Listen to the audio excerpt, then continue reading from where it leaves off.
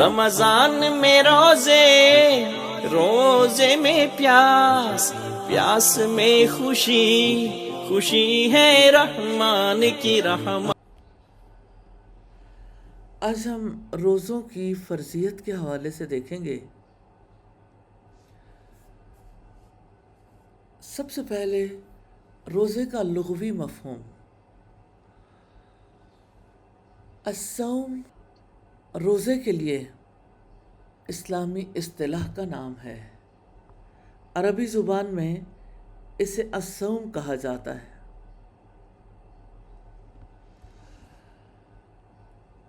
الصوم کے لغوی معنی الامساک یعنی کسی کام سے رکنا ہے، اسے چھوڑ دینا ہے۔ روزے میں انسان کھانے پینے سے اور خواہشات سے رکتا ہے اللہ سبحانہ و تعالیٰ کے حکم سے۔ روزہ دار کو صائم کہا جاتا ہے کہ وہ کھانے پینے اور جمع سے رک جاتا ہے۔ خاموش شخص کو بھی صائم اسی بنا پر کہا جاتا ہے کہ وہ گفتگو سے رک جاتا ہے۔ جب گھوڑا کھڑا رہے اور چارہ نہ کھائے تو اسے بھی کھانے سے باز آنے کی وجہ سے صائم کہا جاتا ہے۔ ہم روزے کا شرعی اور اصطلاحی مفہوم دیکھیں گے۔ مخصوص دنوں میں مخصوص شرائط کے ساتھ مخصوص چیزوں یعنی کھانے پینے، فسق و فجور کے ارتکاب اور دن میں جمع کرنے سے رک جانا روزہ ہے۔ اللہ تعالیٰ کے لیے خالص نیت کے ساتھ کھانے پینے اور جمع سے رک جانے کا نام روزہ ہے۔ روزے کے شرعی اور اصطلاحی معنی دیکھیں گے۔ صبح صادق سے لے کر غروب آفتاب تک کھانے پینے، بیوی سے ہم بستری کرنے اور روزہ توڑ دینے والی دیگر چیزوں سے اللہ سبحانہ و تعالیٰ کی عبادت اور بندگی بجا لانے کی خاطر رکے رہنے کا نام روزہ ہے۔ روزے کی یہ تعریف شیخ صالح ابن عثیمین نے کی ہے۔ تو اب دیکھیے کہ صرف کھانا پینا چھوڑ دینے کا نام روزہ نہیں ہے۔ جتنی چیزیں روزے کو توڑ دیتی ہیں، عام طور پر جب روزے کے بارے میں کوئی سوچتا بھی ہے تو اس کے ذہن میں یہی بات آتی ہے کہ ظاہری چیزوں میں سے کون سی ایسی چیزیں ہیں جن سے روزہ ٹوٹتا ہے۔ تو روزہ دراصل برائی سے رکنے کا نام ہے۔ اگرچہ ظاہری طور پر ہم کھانے پینے سے رکتے ہیں۔ نبی صلی اللہ علیہ وسلم نے فرمایا، روزہ در حقیقت کھانا پینا چھوڑ دینے کا نام نہیں ہے، بلکہ لغو اور بیہودہ باتوں سے رکنے کا نام روزہ ہے۔ اگر تم کو کوئی گالی گلوچ کرے یا تمہارے ساتھ بدتمیزی اور نادانی کرے تو کہہ دو کہ میں روزے سے ہوں۔ رمضان کے روزوں کے بارے میں دیکھیں گے۔ ہر عاقل اور بالغ مسلمان پر فرض ہیں۔ رب العزت نے فرمایا، یا ایھا الذین آمنوا کتب علیکم الصیام کما کتب علی الذین من قبلکم لعلکم تتقون۔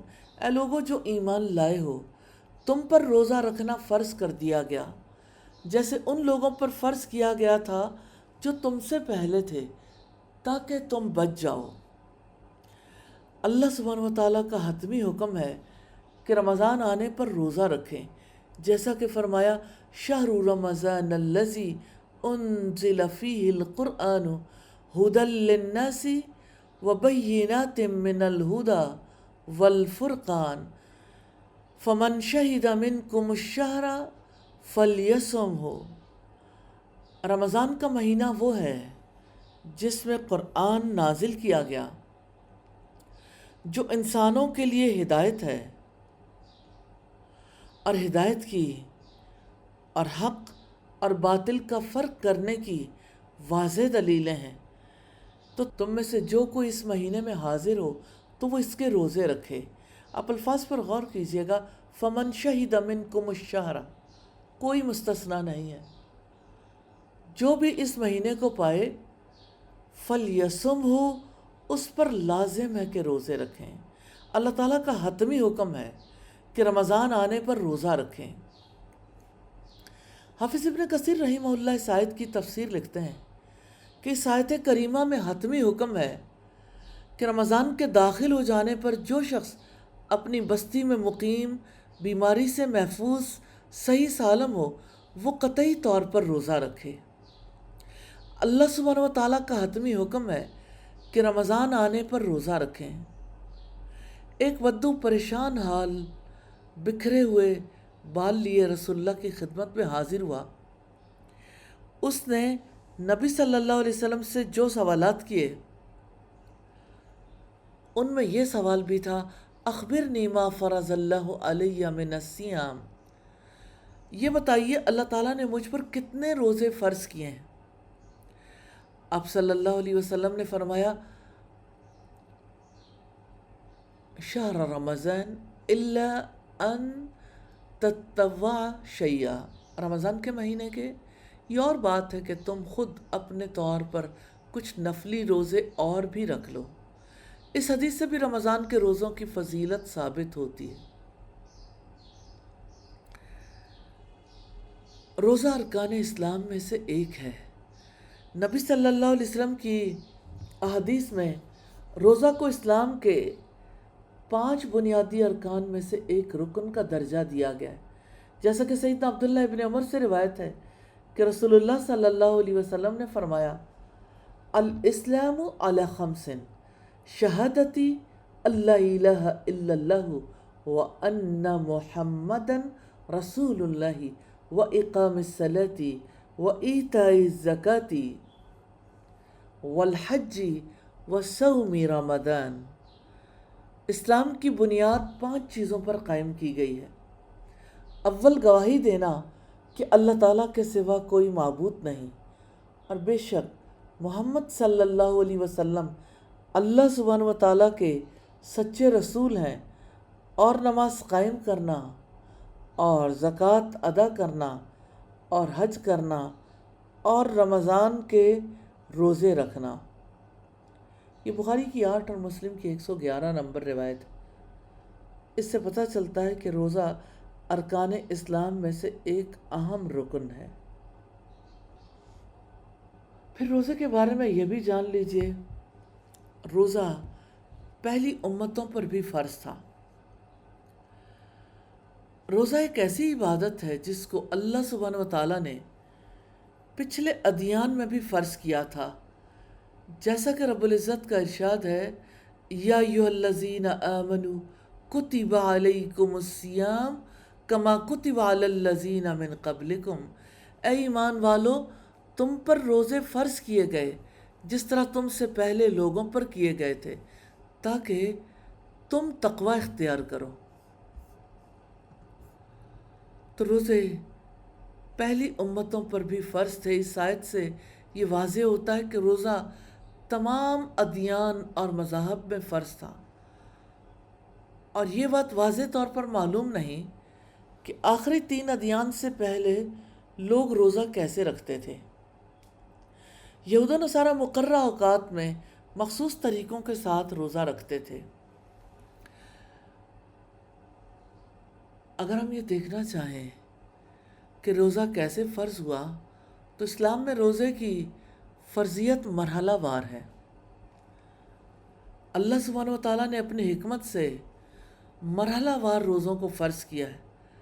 ابن قیم لکھتے ہیں، مرغوبات اور خواہش نفس سے بچنا غیر معمولی سخت اور دشوار گزار چیز تھی، اس لیے روزہ ہجرت کے بعد سن 2 ہجری میں اس وقت فرض کیا گیا جب دلوں میں توحید راسخ ہو گئی اور نفس قرآنی اوامر سے مانوس ہو گئے۔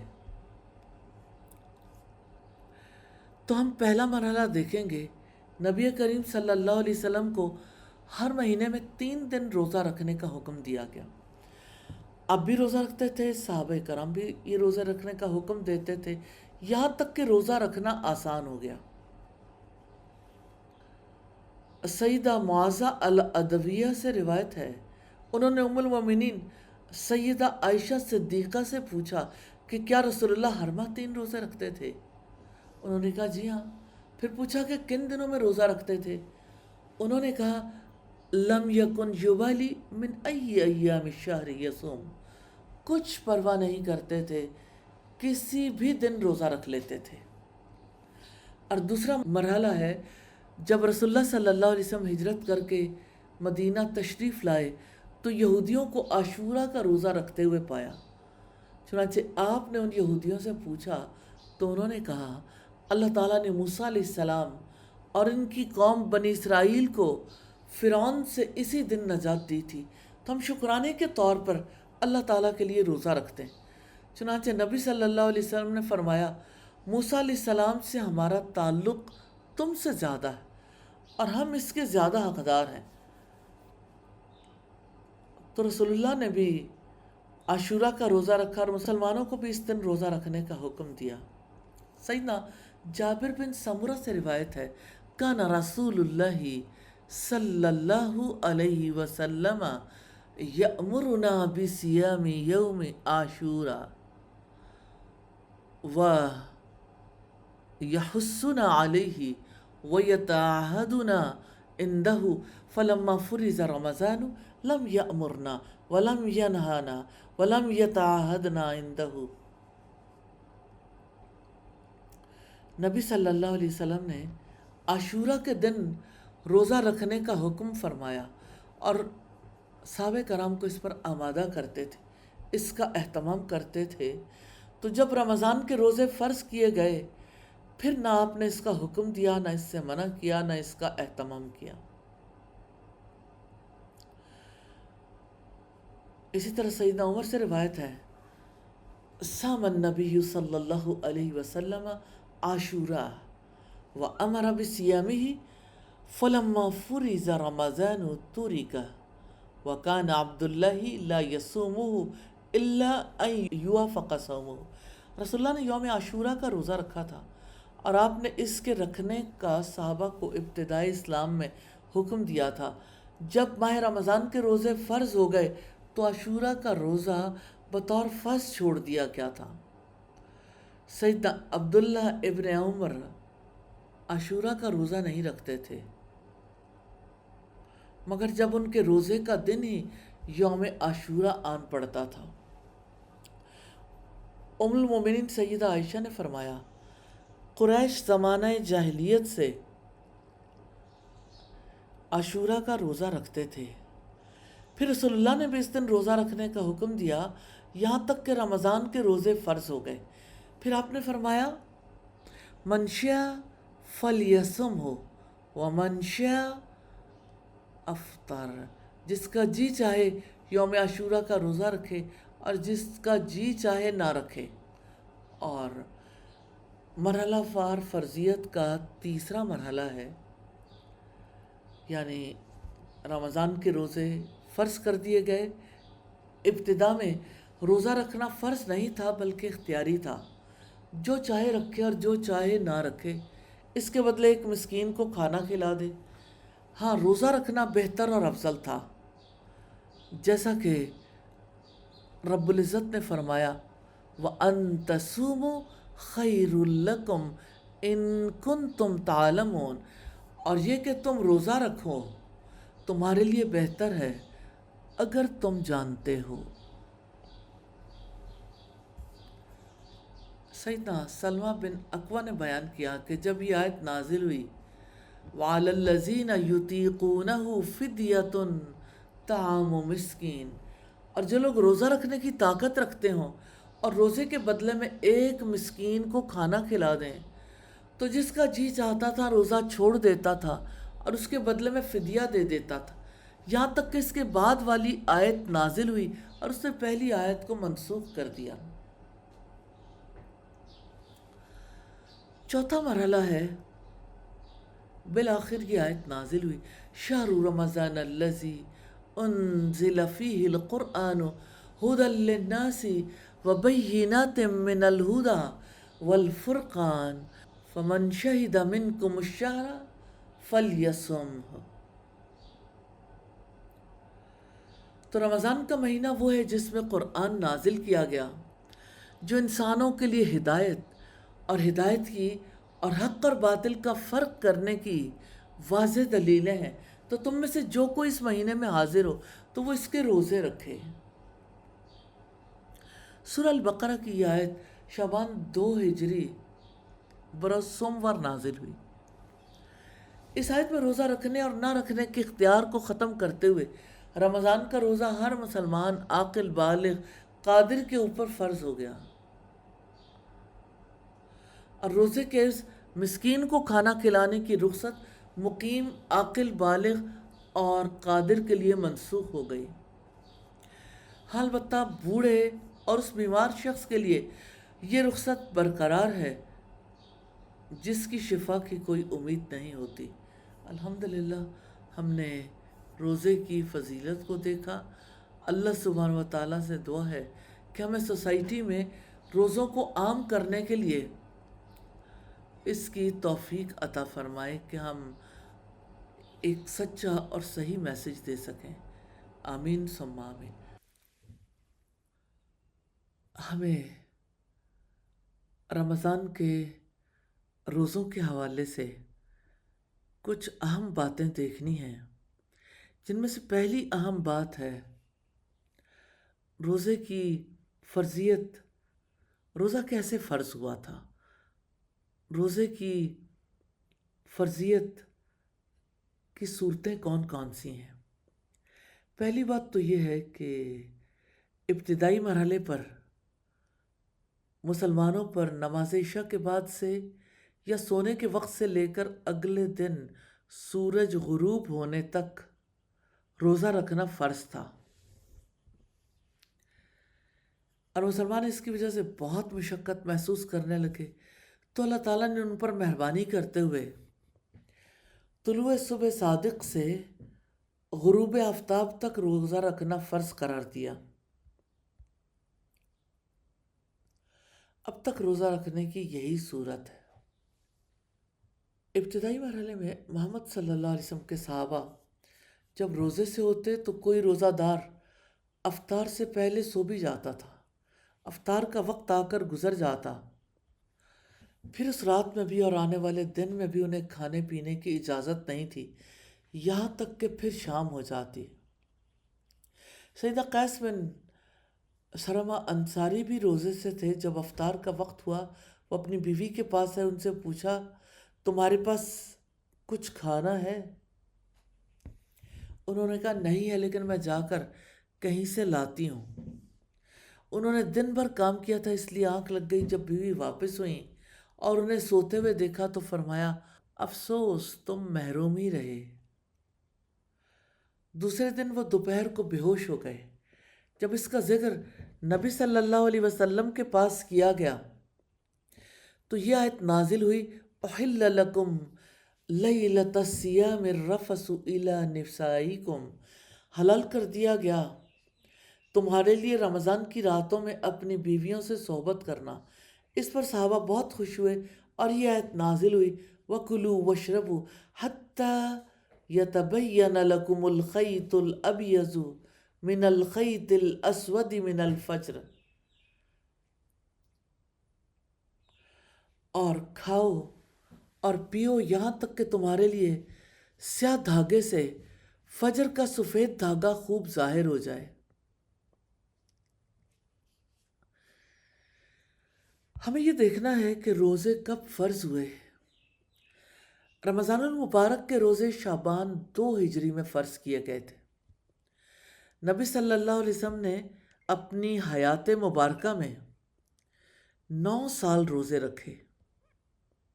رمضان کے روزے فرض ہیں اور اس کی فرضیت کی 6 شرائط ہیں، جن میں سے پہلی شرط اسلام ہے۔ کافر پر روزے فرض نہیں ہیں، اور اگر وہ اسلام قبول کیے بغیر کفر کی حالت میں روزے رکھے گا تو اس کے روزے صحیح نہیں ہوں گے۔ اس کی دلیل رب العزت کا فرمان ہے وما منعهم ان تقبل منهم نفقاتهم الا انهم كفروا بالله وبرسوله، اور کوئی ان کے معنی نہیں ہوا اس سے کہ ان کے خرچ کیے ہوئے مال قبول کیے جائیں، مگر یہ کہ یقیناً انہوں نے اللہ تعالیٰ اور اس کے رسول کے ساتھ کفر کیا۔ کافروں کا کوئی عمل قابل قبول نہیں ہے۔ اگر کافر رمضان میں اسلام قبول کرے تو بھی چھوٹے ہوئے روزوں کی قضا اس پر واجب نہیں ہوگی، اس لیے کہ اس پر روزہ رکھنا واجب ہی نہیں تھا۔ پھر اسی طرح کافر رمضان میں اسلام قبول کرے تو پہلے روزوں کی قضا واجب نہیں ہے، لیکن آئندہ روزے رکھنے ہیں۔ رب العزت نے فرمایا قُلْ لِلَّذِينَ كَفَرُوا إِن يَنْتَهُوا يُغْفَرْ لَهُمْ مَا قَدْ سَلَفَ وَإِن يَعُودُوا قَدْ مَضَتْ سُنَّتُ الْأَوَّلِينَ۔ آپ ان لوگوں سے کہہ دیں جنہوں نے کفر کیا، اگر وہ باز آ جائیں تو جو گزر چکا وہ انہیں بخش دیا جائے گا، اور اگر وہ دوبارہ کریں گے تو پہلوں کی سنت گزر چکی ہے۔ جس دن کافر اسلام قبول کرے اس دن روزہ توڑنے والی چیزوں سے رکا رہے گا، روزے کے احترام میں، باقی دن کھانے پینے اور روزہ توڑنے والی چیزوں سے رکا رہے گا۔ اب اسے شریعت کے امور کا مکلف شمار کیا جائے تو نیچرلی یہ کرنا اس کے لیے لازم ہوگا۔ اور سیدنا عمرو بن عاص بیان کرتے ہیں کہ رسول اللہ صلی اللہ علیہ وسلم نے مجھ سے فرمایا اے عمرو ابن عاص، اسلام ما قبل کے گناہوں کو مٹا دیتا۔ رسول اللہ صلی اللہ علیہ وسلم اسلام قبول کرنے والوں کو کفر کی حالت میں چھوڑے ہوئے واجبات کی قضا کرنے کا حکم نہیں دیتے تھے۔ اور رمضان کے روزوں کی فرضیت کے لیے دوسری شرط بلوغت ہے۔ کسی نابالغ بچے پر روزہ اس وقت تک فرض نہیں ہوتا جب تک کہ وہ بالغ نہ ہو جائے۔ سیدہ عائشہ بیان کرتی ہیں کہ رسول اللہ صلی اللہ علیہ وسلم نے فرمایا رفع القلم عن ثلاث، عن النائم حتی یستیقظ وعن الصغیر، اور آپ صلی اللہ علیہ وسلم نے فرمایا 3 افراد سے قلم اٹھا لیا گیا، ایک تو سونے والے سے یہاں تک کہ جاگے، دوسرے نابالغ سے یہاں تک کہ وہ بالغ ہو جائے، وعن المجنون حتی یعقل او یفیق، تیسرے پاگل اور دیوانے سے یہاں تک کہ وہ ہوش میں آ جائے۔ تو بلوغت شرط ہے، اور قلم اٹھا لینے کا مطلب یہ ہے کہ ان کے اقوال کا حساب نہیں ہوگا۔ سنن ابی داؤد کے الفاظ ہیں بچے سے یہاں تک کہ وہ بالغ ہو جائے۔ اللہ سبحانہ وتعالیٰ سے دعا ہے ہمیں ابتدا سے ہی بچوں کو روزے کی عادت ڈالنے کی توفیق عطا فرمائے۔ نابالغ بچوں اور بچیوں پر روزہ تو فرض نہیں ہے، لیکن سلف صالحین کی پیروی کرتے ہوئے والدین اور اولیاء کو چاہیے کہ جو بچے روزہ رکھنے کی استطاعت رکھتے ہوں انہیں روزہ رکھنے کی عادت ڈالنے کے لیے روزہ رکھوائیں۔ اور صحابہ کرام اپنے بچوں کو روزے کی عادت ڈالنے کے لیے روزہ رکھواتے تھے۔ سیدہ ربیع بنت معوذ بن افرا، ان کی روایت سے واضح ہوتا ہے کہ صحابہ اپنے بچوں کو روزہ رکھنے کی عادت ڈالنے کے لیے روزے رکھواتے تھے۔ وہ بچوں کو بہلانے کے لیے اون کے کھلونے بنا دیتے تھے، پھر جب کوئی بچہ رونے لگتا تو اس کے کھیلنے کے لیے اس کو دے دیتے تھے، یہاں تک کہ افطار کا وقت آ جاتا۔ اور اس حدیث سے پتہ چلتا ہے کہ بچوں کو نیکیوں کی مشق کرائی جائے اور انہیں عبادات کی عادت ڈالی جائے، لیکن وہ بلوغت تک عبادت کے مکلف نہیں ہے۔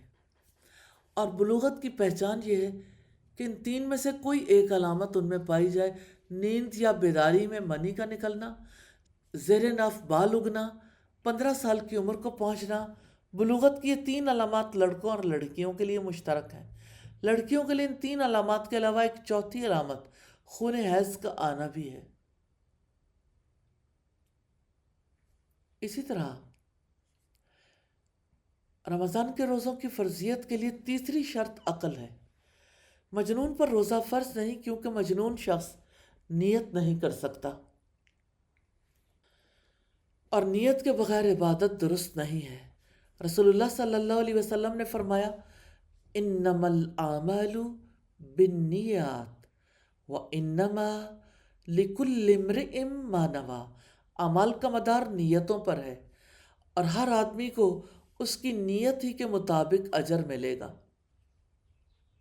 اور اس شخص کا حکم جس پر کبھی جنون طاری ہو جاتا ہو اور کبھی افاقہ پایا جاتا ہو، شیخ محمد بن صالح العثیمین فرماتے ہیں، جس پر کبھی جنون طاری ہوتا ہو اور کبھی افاقہ پایا جاتا ہو، تو ایسے آدمی پر افاقہ کی حالت میں روزہ رکھنا ضروری ہے۔ جنون کی حالت میں روزہ رکھنا اس پر ضروری نہیں ہے۔ اگر دن کے کسی حصے میں اس پر جنون طاری ہو جائے تو اس کا روزہ باطل نہیں ہوگا، جس طرح کہ اگر کسی شخص پر بیماری یا کسی اور وجہ سے بے ہوشی طاری ہو جائے تو اس کا روزہ باطل نہیں ہوتا، کیونکہ اس نے روزے کی نیت سمجھ بوجھ کی حالت میں کی تھی، اور اس پر اس دن کی قضا لازم نہیں ہوگی جس میں اس پر جنون طاری ہوا تھا۔ اور اس شخص کا حکم جس کی عقل نشہ آور چیز کے استعمال سے زائل ہو جائے۔ امام نووی فرماتے ہیں، اگر کسی کی عقل شراب نوشی یا کسی دوسری حرام چیز کے استعمال سے زائل ہو جائے تو اس پر فوت شدہ روزوں کی قضا لازم ہے، اور وہ وقت پر روزوں کے نہ رکھنے کی وجہ سے گناہ گار بھی ہے۔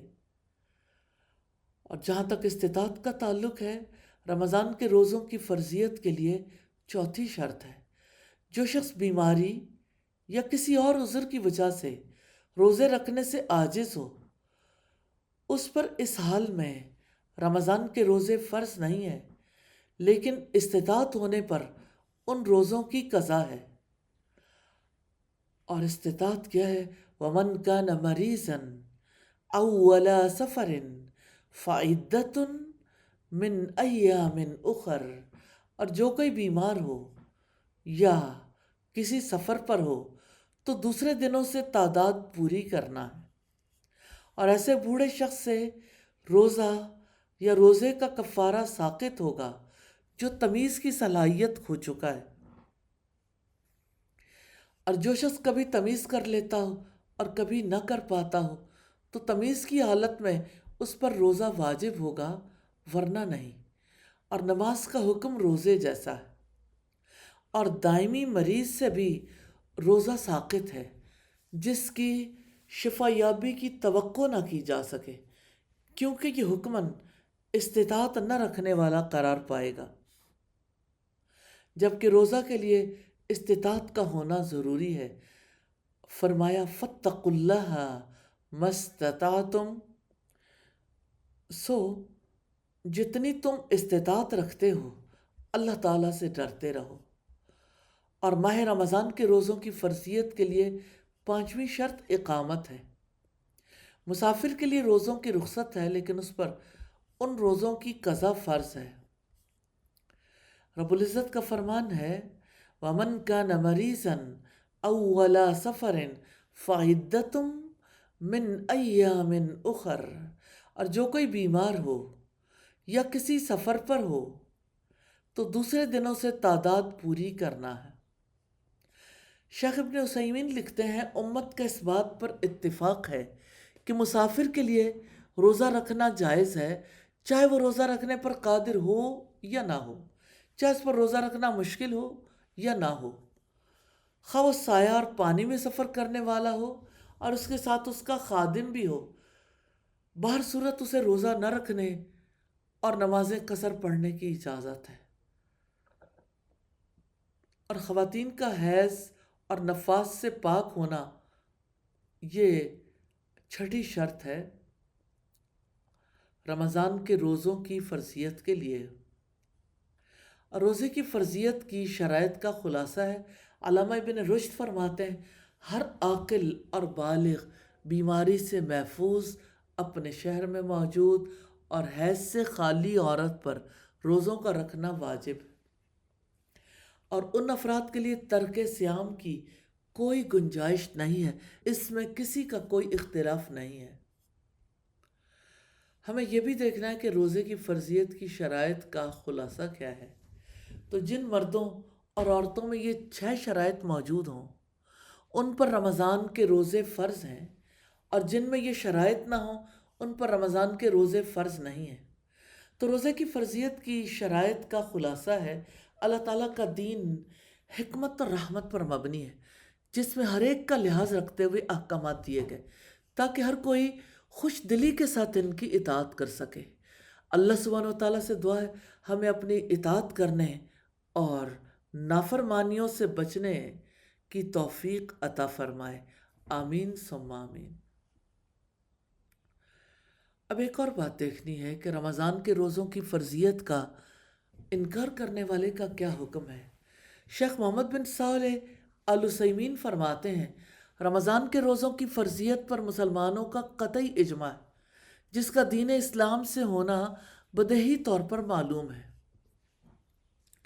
جو شخص روزوں کی فرضیت کا انکار کرے وہ کافر ہے، اس سے توبہ کرائی جائے، اگر توبہ کر لے اور اس کی فرضیت کا اقرار کر لے تو بہتر، ورنہ مرتد کا جو حکم ہے کہ اسے قتل کر دیا جائے تو ایسے شخص کو اس پر یہ بات صادق آتی ہے، نہ اسے غسل دیا جائے گا، نہ کفن، نہ اس کی نماز جنازہ پڑھی جائے گی، استغفر اللہ، اس کے لیے رحمت اور مغفرت کی دعا بھی نہیں کی جائے گی، اور نہ ہی مسلمانوں کے قبرستان میں اسے دفن کیا جائے، بلکہ کسی اور جگہ پر ایک گڑھا کھود کر اسے اس میں دفن کر دیا جائے تاکہ لوگوں کو اس کی لاش کی بدبو سے اور گھر کے لوگوں کو لاش پر نگاہ پڑنے سے تکلیف نہ پہنچے۔ شیخ الاسلام امام ابن تیمیہ فرماتے ہیں اگر کوئی شخص رمضان کے روزے حلال سمجھ کر چھوڑ دے جبکہ وہ ترک صیام کی حرمت سے آگاہ ہو تو اس کا قتل واجب ہے، لیکن اگر ترک صیام کو حلال نہ سمجھے، بس غفلت کی وجہ سے چھوڑ دے تو اسے سزا دی جائے۔ دارالافتاء ریاض کے ایک فتویٰ میں کہا گیا ہے جس نے رمضان کے روزے فرضیت کا انکار کرتے ہوئے چھوڑ دیے تو وہ بالاجماع کافر ہے، لیکن جس نے سستی اور کاہلی کی بنا پر چھوڑ دیا وہ کافر تو نہیں ہے، لیکن اسلام کے ایسے رکن کے چھوڑ دینے کی وجہ سے جس کی فرضیت پر مسلمانوں کا اجماع ہے بہت بڑے خطرے سے دوچار ہے۔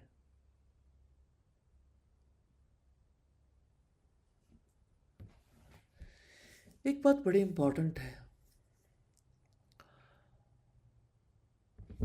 اگر کسی نے سستی کی وجہ سے روزوں کو چھوڑا ہے تو بہت بڑے خطرے سے دوچار ہے اور حاکم وقت کی جانب سے تعزیری سزا کا مستحق ہے، اور رمضان کا ایک روزہ بھی جان بوجھ کر شرعی عذر کے بغیر چھوڑ دینا کبیرہ گناہ ہے، اور علامہ ذہبی رحمہ اللہ نے کبیرہ گناہوں میں سے چھٹے گناہ کی جگہ بلا عذر رمضان کا ایک دن کا روزہ چھوڑنا لکھا ہے، اور علامہ حیثمی رحمہ اللہ نے رمضان کا ایک بھی روزہ چھوڑنے کو کبیرہ گناہ شمار کیا ہے۔ ہمیں یہ بھی دیکھنا ہے کہ عمدن روزہ چھوڑنے کا حکم کیا ہے۔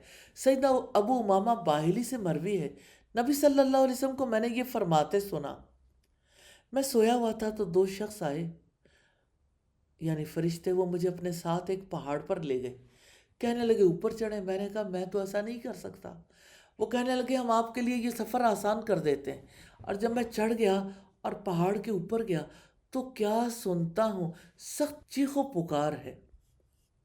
پھر وہ مجھے آگے لے گئے، وہاں کیا دیکھتا ہوں کہ ایک قوم اپنی ایڑیوں کے بل اوندھی لٹکائی گئی ہے، ان کی باچھیں پھٹی ہوئی ہیں جن سے خون بہہ رہا ہے۔ آپ فرماتے ہیں میں نے پوچھا یہ کون لوگ ہیں؟ فرشتوں نے بتایا یہ وہ لوگ ہیں جو افطار کا صحیح وقت ہونے سے پہلے ہی روزہ افطار کر لیتے ہیں۔ اور عمدن روزہ چھوڑنے کا حکم ہے، اللہ اکبر، وقت سے پہلے روزہ افطار کر لینے کی سزا اتنی سخت ہے، تو پورا روزہ چھوڑ دینے پر کیا معاملہ ہوگا؟ جس نے سارے رمضان کے روزے چھوڑ دیے، آپ خود بتائیے اس کا کیا حشر ہوگا۔ اور والدین کا فرض ہے کہ وہ اپنی اولاد کو دین کے احکامات سکھائیں اور انہیں ان پر عمل پیرا ہو کر جنت کا سودا کرنا سکھائیں، اور رب العزت کے فرمان کے مطابق اپنے آپ کو اور اپنے گھر والوں کو اللہ تعالیٰ کی آگ سے بچا لیں جس کا ایندھن انسان اور پتھر ہوں گے۔ اور عمدن روزہ چھوڑنے کا ایک اور پہلو دیکھیے، اساتذہ اور تعلیمی انتظامیہ کا یہ فرض ہے کہ طالب علموں کو رمضان اور روزے کی اہمیت، فضیلت، حکمتیں اور مقاصد سمجھائیں، اور رمضان کی آمد سے پہلے لوگوں کی ذہنی تیاری کریں، ایسا ماحول بنائیں کہ سب روزے رکھنے کے لیے تیار ہوں اور انتہائی مسرت سے رمضان المبارک کا استقبال کریں۔ اللہ سبحانہ و تعالی ہمیں توفیق عطا فرمائے، آمین ثم آمین۔ اللہ سبحانہ و تعالیٰ سے دعا ہے ہمیں ہمیشہ روزوں کی پابندی کرنے کی توفیق عطا فرمائے، آمین ثم آمین۔ سبحانک اللہم و بحمدک، نشہد ان لا الہ الا انت، نستغفرک و نتوب الیک۔ السلام علیکم ورحمۃ اللہ وبرکاتہ۔